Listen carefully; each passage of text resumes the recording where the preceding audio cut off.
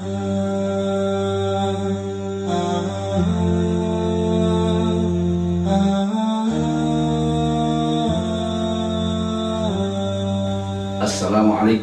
warahmatullahi wabarakatuh. Bismillah, alhamdulillah, wassalatu wassalamu ala rasulillah Sayyidina Muhammad ibn Abdillah wa ala alihi wa sahbihi wa wala amma ba'du. Kaum muslimin wal muslimat, hari ini kita adalah hari yang ketiga di bulan Ramadan 1441 Hijriah. Dan karena bulan ini diawali dengan bulan rahmah, 1 hari 1 dan 10, mudah-mudahan kita mendapat rahmat dari Allah Subhanahu wa Ta'ala. Di hari yang kita harus menyampaikan informasi tentang bulan Ramadan, tentu saja karena Ramadan adalah bulan Al-Quran, maka yang pas untuk kita bicarakan di hari ini adalah apa itu hikmah Al-Quran atau faidah Al-Quran. Sebelum kita lebih lanjut, maka tentu akan disampaikan judul yang pas hari ini adalah 7 faedah orang yang mencintai Al-Quran. Di dalam satu hadis Rasulullah sampaikan, "Adibu auladakum ala salasihi sholin, hubbi nabiyikum wa hubbi ahli baiti wa qiraatil Qur'an. Fa inna hamalatul Qur'an fi dhillah yawma la dhilla illa dhilluh ma'ambiyahi wa isbiyahi." Didiklah anak kamu semua dengan 3 hal. Itu pertama, mencintai Rasul. Kedua, mencintai Ahlul Bait. Dan ketiga, mencintai baca Al-Quran. Ini kenapa ada 3? Karena rangkaian yang 3 ini sangat erat hubungannya. Artinya mencintai Al-Quran, artinya mencintai segala aspirasi yang ada di Al-Quran. Mencintai keluarga Rasul artinya mencintai para ulama, para habaib dan guru-guru kita. Sedangkan mencintai Nabi adalah mencintai para pejuang, para Rasul dan seterusnya. Kenapa kita harus bicara tentang Al-Quran? Karena hadis kelanjutannya adalah fa inna hamalatal Quran fi dhillah yawma dhilla ila dhilluh. Orang yang sampai kepada pemahaman Al-Quran yang mendalam, nanti di akhirat kelak akan mendapatkan dirilah naungan Allah yang tidak ada naungan kecuali naungan Allah pada saat itu. Dan lebihnya orang yang mencintai Al-Quran sampai ke taraf hamal Al-Quran nanti akan digabungkan ma'ambiyaihi wa asfiyaihi, itu dengan para nabi dan para suhada dan orang-orang pilihan, itu orang yang salafus soleh dan para waliullah. Itulah keuntungannya kita untuk memahami tentang hamalatul Quran. Karena itu berkaitan dengan hamalatul Quran tadi, apa itu yang disebut hubbu qiraatul Quran. Maka kemudian inilah yang harus kita bicarakan tentang judul ini. Maka judul ini adalah 7 faedah mencintai Al-Quran.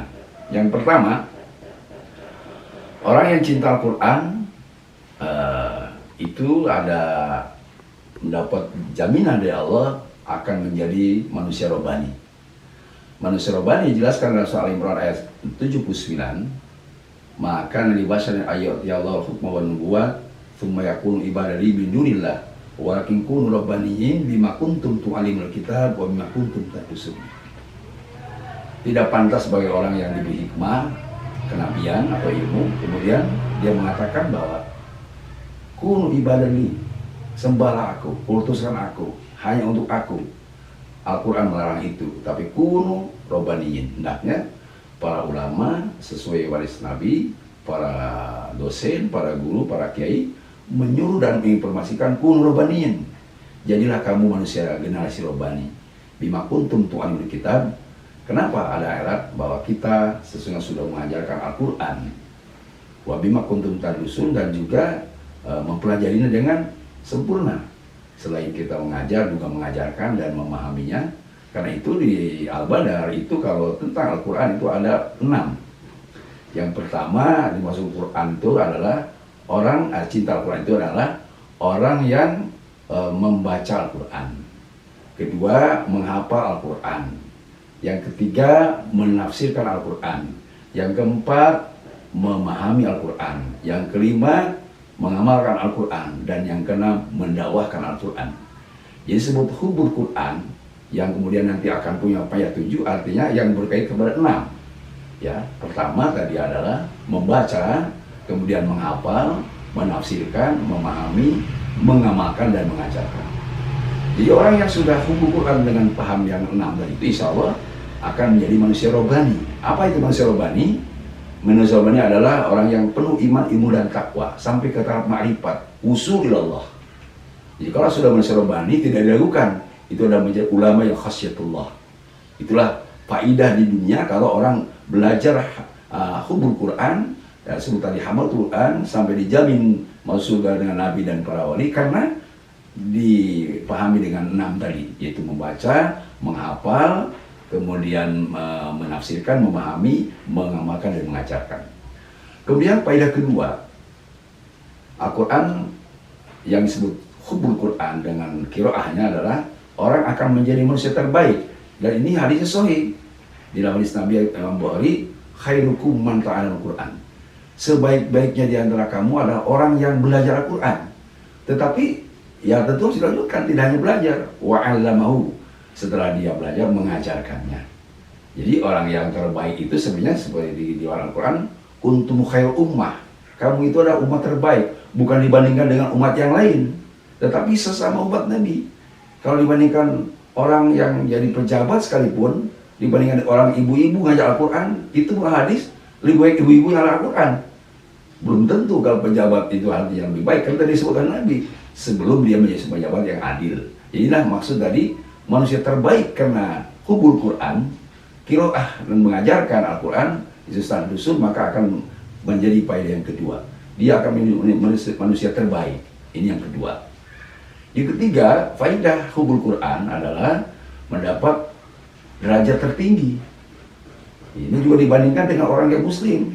Disebut di dalam Al-Quran surat Al-Mujadala ayat 11, yarfa'illahu ladina aman minkum waladina utul iman darajat. Allah akan mengangkatkan orang-orang beriman di antara kamu, nah, yang orang yang beriman di antara kamu juga utul ilma. Nah, derajat itu orang yang diberi ilmu hanya sebagai muslim saja beriman belum punya derajat sama dengan utul ilma. Orang yang kalau sudah memahami Al-Quran, sudah hubul Quran tadi, membaca, menghafal, menafsirkan, memahami, mengajarkan, dan mengamalkan, itu bakal mendapat derajat yang jauh lebih tinggi daripada derajat orang yang sekadar muslim. Itu yang kedua. Yang ketiga, faedah hubul Quran adalah orang yang mendapat panen raya. Apa itu sebut panen raya? Panen itu sebut Al-Quran, ya orang yang punya nilai kehidupan yang dunia akhirat. Tetapi sebelum di akhirat, karena kita di dunia, orang yang mencintai Quran akan disebut oleh hadis Nabi, majtama qaumun fi buyutin min buyutillah. Tidak ada satu kaum yang berkumpul di masjid atau di musola, di pesantren, atau di majlis sebagai buyutullah, kemudian yasluna kitab Allah, dia membaca Al-Quran. Selain membaca juga yatadarasunahu bainahum, dia mempelajarinya bersama-sama, apakah mempelajari tafsirnya atau mempelajari hal-hal semua ilmu dari Quran, maka akan dapat 3 panennya itu. Pertama, ila khofatumul malaikah, malaikat bakal berdatangan yang mengelilingi dia, itu membawa ampunan dari Allah.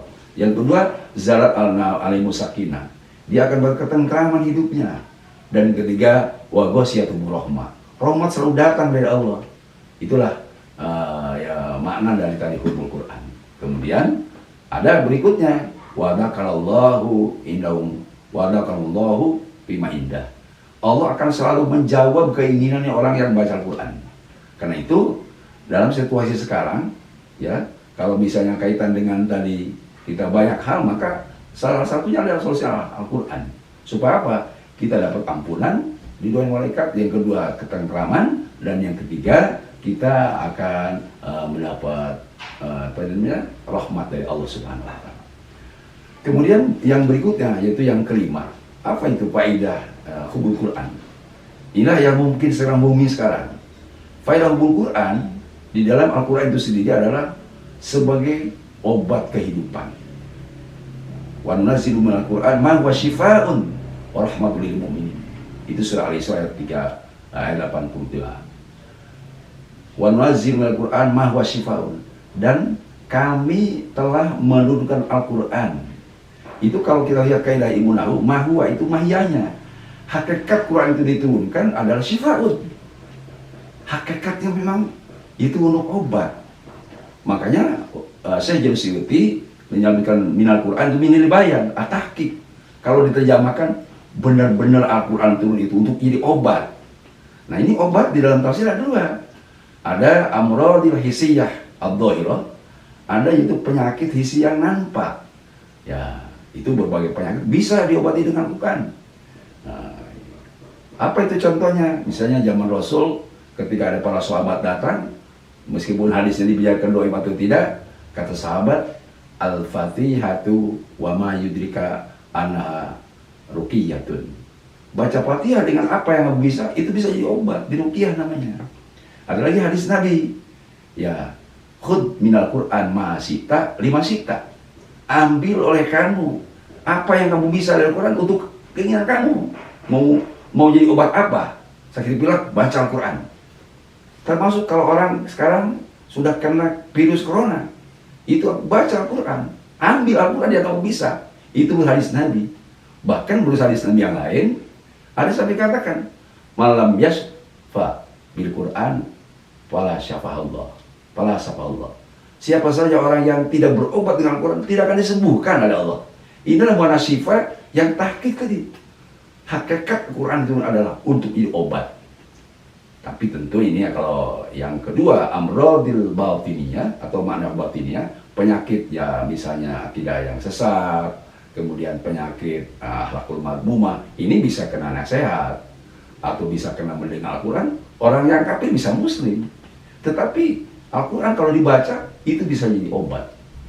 Karena itu coba kita lihat tadi selain misalnya aksiru minal Quran fi buyutikum fainal baital ladzi la yaqra'ul Quran katsirun syarruhu qalilun khairuhu wa yatiku ala ahli. Perbanyak oleh kamu baca Al-Quran di rumah.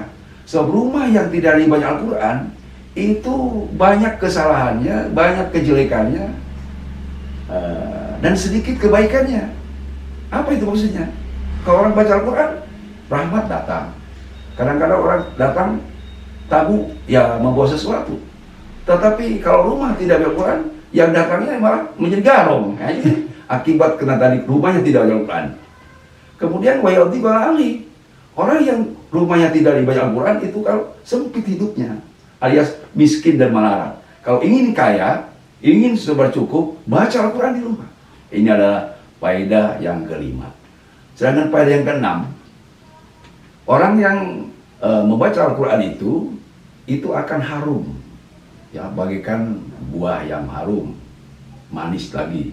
Itu disebut oleh Nabi, masalul mu'minin alladzi yaqra'u kama utrujah rihuha thayyibun wa ta'uha thayyibun. Orang yang selalu baca Al-Quran itu seperti utrujah, buah harum manis. Ya, kalau harum manis itu mungkin kalau pas utrujah itu seperti padi kuning. Kalau orang kampung itu padi kuning. Padi kuning itu memang harum dan semua tidak terbuang. Padinya bagus, harum, lalu dimakannya enak, putih, kulitnya bisa jadi dedak dimakan ikan dan sebagainya. Jeraminya juga bisa jadi makanan, ya, kerbau atau kambing, atau mungkin bisa jadi barang bilang orang Sunda bilang supa atau jamur. Itu kan manfaat. Artinya itu orang yang baca Al-Quran akan seperti utrujah. Kalau harum manis mungkin terlalu kencang karena daerah lain ada yang tidak senang. Tapi kalau padi untuk Indonesia itulah orang yang membaca Al-Quran akan seperti padi yang enak dimakan dan disenangi orang, harum dan membuat juga orang sehat. Sedangkan yang terakhir, faidah dari hubul Quran adalah akan menjadi kuat imannya, kuat fisiknya, kuat tenaganya. Ini disebut oleh Nabi. Apa itu Nabi tadi? Disebut oleh Rasulullah SAW riwayat Imam Tirmidzi, anna laisa wa inna lahu la wa inna lahu minal jawfi syai'un minal Qur'an kal baitil kharab. Sesungguhnya orang yang hatinya tidak Al-Quran, otaknya tidak Al-Quran, hidupnya tidak pernah belajar Al-Quran, itu seperti rumah yang rusak, rumah yang runtuh, rumah yang tidak berguna. Karena itu kita harus selalu diisi hati kita oleh Al-Quran. Di pesan Al-Badar ini, otak-otak santri semua hatinya diisi Al-Quran. Mudah-mudahan faedah dari yang 7 ini memberi makna untuk kita semua di hari yang ketiga di bulan Ramadan ini.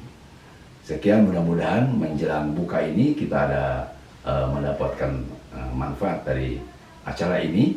Sekali lagi mudah-mudahan acara ini yang didengar oleh kaum muslim-muslimat memberikan kehidupan kita di Al-Quran. Sesuai dengan judul kita sekarang adalah Al-Quran sebagai sumber kehidupan, atau Al-Quran adalah obat kehidupan kita. Baik kehidupan kita secara sosial, sehingga insya Allah dengan baca Quran atau sering baca Quran kita akan baik. Kalau kehidupan kita sedang berpenyakit atau kena penyakit, mudah-mudahan hilang penyakit kita. Kemudian kalau kita masih punya sifat tercela, mudah-mudahan ria, ujub, sum'ah, takabur hilang dari kita. Inilah hikmah belajar dari hikmah nilai-nilai Al-Quran yang disebut tadi. Al-Quran sebagai obat kehidupan. Mudah-mudahan manfaat. Terima kasih. Assalamualaikum warahmatullahi wabarakatuh.